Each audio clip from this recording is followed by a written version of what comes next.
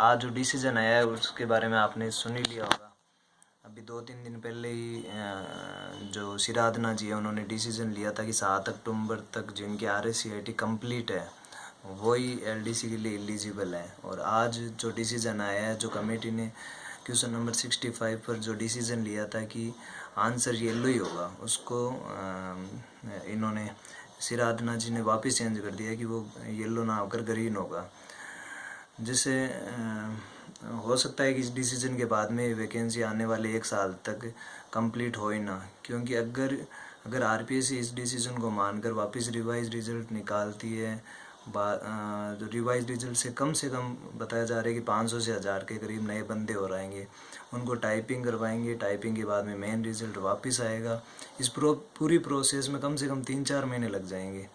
और ऊपर से बहुत सारी रीट भी लगने वाली है। कुछ लड़के इस फैसले के खिलाफ डिब्बी में भी जाएंगे, कुछ लड़के अपेयरिंग वाले भी डिब्बी में जा ही चुके हैं, कुछ लड़के टाइपिंग तक के लिए रजिस्ट्रेशन मनवाने के लिए भी जा चुके हैं।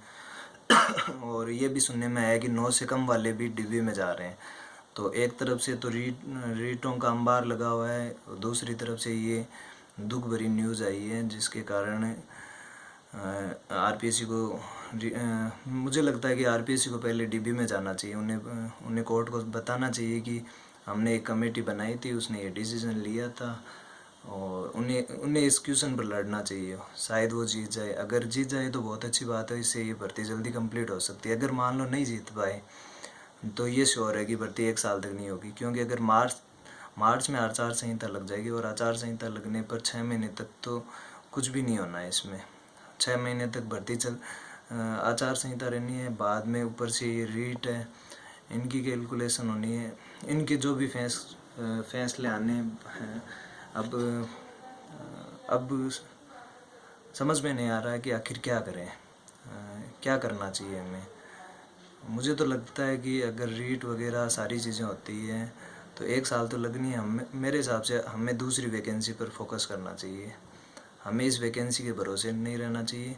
अगर हमें इतनी काबिलियत है, अगर हम इसमें पास हुए हैं तो और भी हो जाएंगे, ये श्योर है। ठीक है।